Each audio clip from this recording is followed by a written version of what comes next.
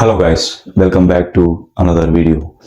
ఈరోజు మనం క్యాజువల్గా డిస్కస్ చేసుకునే టాపిక్ ఏంటంటే single income versus multiple incomes.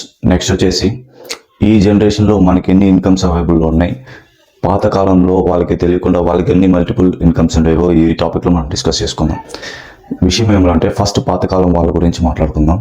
పాత జనరేషన్లో అగ్రికల్చర్ ఫ్యామిలీస్లో ఉండేవాళ్ళు, వాళ్ళకి తెలియకుండానే చాలా మల్టిపుల్ ఇన్కమ్స్ అనేవాళ్ళు జనరేట్ చేసేవాళ్ళు.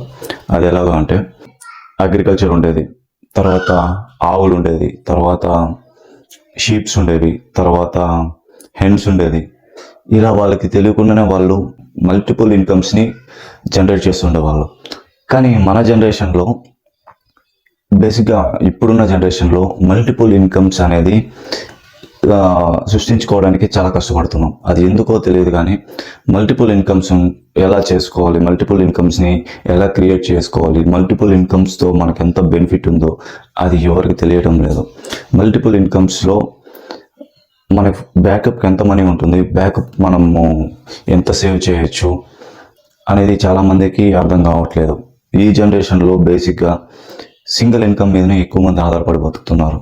అలా కాకుండా సింగిల్ ఇన్కమ్ మీద బతకడంలో తప్పలేదు, కానీ సింగిల్ ఇన్కమ్ మీదనే డిపెండ్ అయ్యేసి ఈఎంఐస్, తర్వాత మన ఖర్చులు చాలా చాలా పెరిగిపోయినాయి.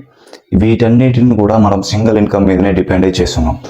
మనం ఇప్పుడు రిచ్ కాదు, కానీ రిచ్గా కనిపించాలనుకుంటాం, మంచి బట్టలు వేసుకోవాలనుకుంటాం, మంచి ఫుడ్ తినాలనుకుంటాం, మంచి మంచి ప్లేస్లకి వెళ్ళాలనుకుంటాం. ఇవన్నీ సింగిల్ ఇన్కమ్ మీద చేస్తుంటాం. సో అందుకే మనకి సింగిల్ ఇన్కమ్ వల్ల మనం సింగిల్ ఇన్కంలో ఇన్ని చేస్తున్నాం కాబట్టి మన దగ్గర బ్యాకప్కి డబ్బులు ఉండట్లేదు. అదే మల్టిపుల్ ఆఫ్ ఇన్కమ్స్ మనం క్రియేట్ చేసుకొని ఇలా చేస్తే మన దగ్గర బ్యాకప్కి చాలా మనీ ఉంటుంది.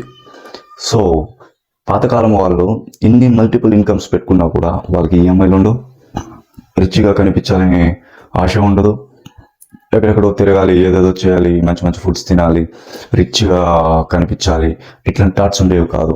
అందువల్లే వాళ్ళు అన్ని ఆస్తులు సంపాదించారు, అంత డబ్బులు సేవ్ చేయగలిగినారు, అంత గోల్డ్ కొనగలిగినారు. అదే మనమైతే ఒకే ఒక సింగిల్ ఇన్కంలో ఈఎంఐస్, ఫుడ్, మెడికల్ ఎక్స్పెన్సెస్, ఇలా చాలా చాలా వాటిని మనం సింగిల్ ఇన్కమ్ మీదనే బేస్ అయ్యి ఉన్నాం. సో ఇదైతే కంపల్సరీ మారి మల్టిపుల్ ఇన్కమ్స్ వాళ్ళని ఇన్స్పిరేషన్గా తీసుకొని మల్టిపుల్ ఇన్కమ్స్ మీద మనం ఫోకస్ చేయాలి. అప్పుడే మనకి మనీ అనేది మన దగ్గర ఉంటుంది, ధైర్యంగా ఉంటాం, ధైర్యంగా బతకగలం. So focus on your multiple incomes. మీకు తెలిసిన మల్టిపుల్ ఇన్కమ్స్ ఏమైనా ఉంటే కామెంట్లో కామెంట్ చేయండి, షేర్ చేయండి, సబ్స్క్రైబ్ చేయండి. And thanks for watching.